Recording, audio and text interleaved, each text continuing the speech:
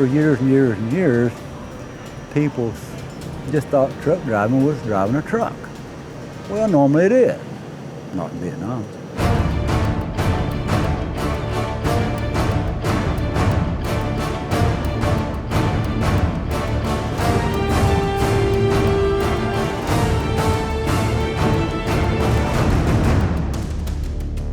The gun trucks got started when we started getting ambushed around September of 1967. The transportation companies became rolling combat units because they ran through the hot zone, combat zone every day, and a lot of night convoys. Basically, the convoys were just defenseless. And naturally, the losses due to contact with the enemy forces was heavy.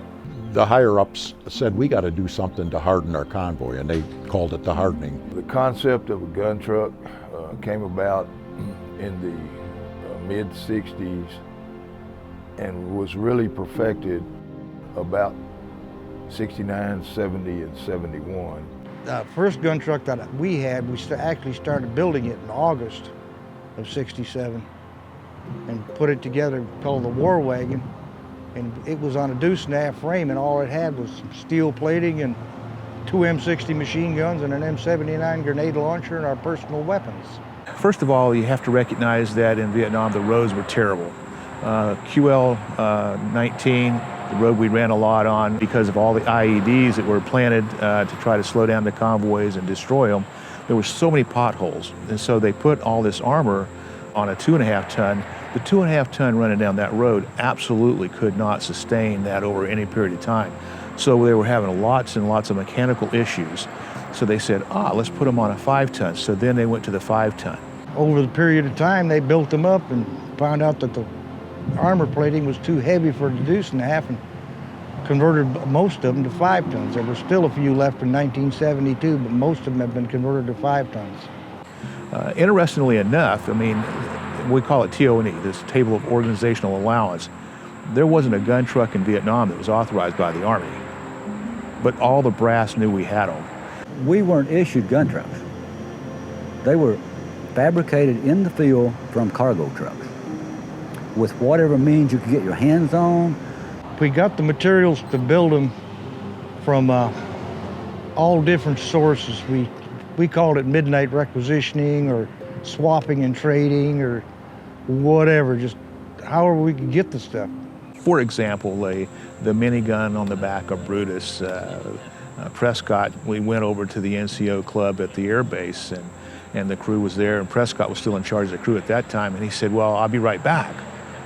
And we go into the NCO club thinking this is a good thing, we'll have a few drinks and unwind. He's gone, and he comes back into the NCO club and he goes, let's go. And we're all looking at him, we're like, well, what's the hurry? Let's just no, let's go. I mean, his sense of urgency in his voice. So we get back over to the 124th at 359th, and he goes, well, I had to hurry up because I went to the base there, and I went to one of the Hueys, and I took the minigun barrels, and I didn't want to get caught. It's like, okay. So that's how those second set of barrels came into existence. A lot of the armor and stuff like that was all scrounged up from different places. Somebody would say, what do you need? And the next thing you know, it would appear, but it was all scrounged. You might go to a shipyard to load a cargo, whatever, and you scrounge anything you get your hands on. Weapons, most of our 50s came from what the Air Force kicked aside. We kept every piece that we possibly could because you never knew when you was going to need it because it wasn't a military issued item.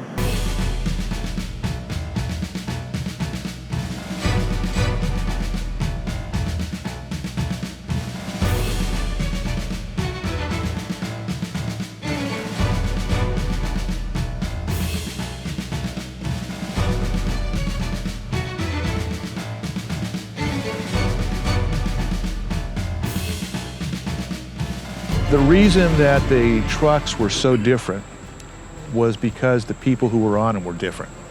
And they had a difference of opinion about what was cool and what was functional and what they just wanted. The names of the gun trucks were pretty unique. Of course, Everyone watches movies, so a lot of the names came from movies. They also came from, you know, people's thoughts and so on and so forth. A lot of them came from music. Our particular gun trucks in 359 were, one of them was named for, the Untouchable was named by Eric Freeman, because of the many ambushes that he had been in, and no one on his truck had been killed during the period of time that he was NCO. So that truck was built from another truck, the Ball of Confusion, and it was renamed the Untouchable because they were actually untouchable in battle. Young gentleman, the first driver of Brutus from Holland, Michigan, his name's Jim Bird. He says, as a kid, I always liked to watch the Popeye cartoons, and that was the biggest, baddest dude on TV at the time. So that was the name, and there wasn't any question about it. So the name came Misfits because everybody considered everybody on the truck as a misfit.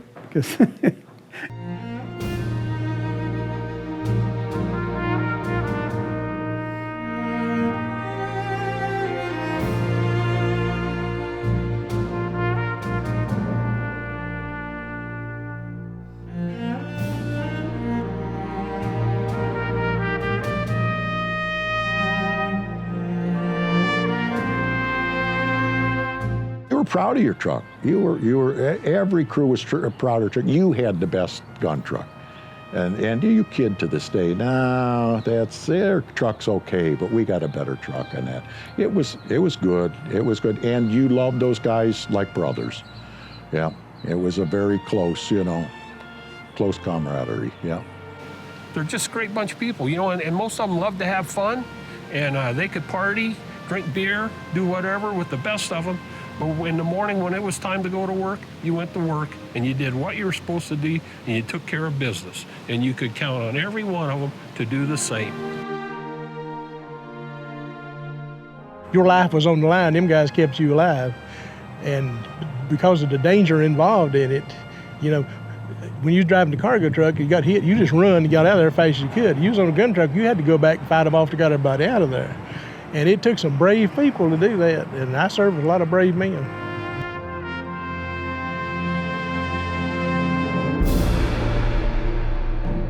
We lost a lot of people. We lost a lot of trucks.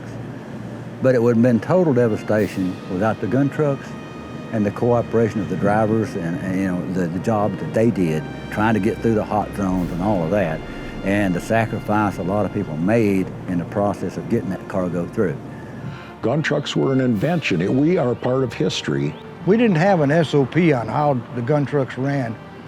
We learned from experience what we did, and I think we did the best we could with what we had to work with. It was hard, it was dusty.